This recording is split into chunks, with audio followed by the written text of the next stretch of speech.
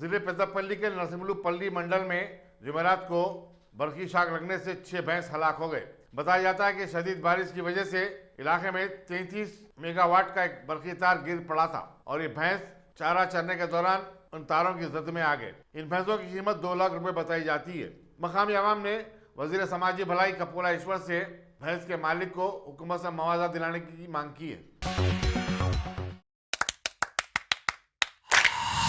Dynamic Success the Junior College. Enter to win. Masters in MPC and BPC. Integrated coaching for NEET, IIT, JEE. Separate block for girls. Better coaching, better planning, better environment with better results.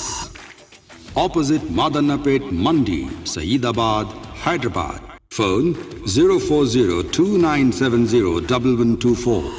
An Institute of Success Schools.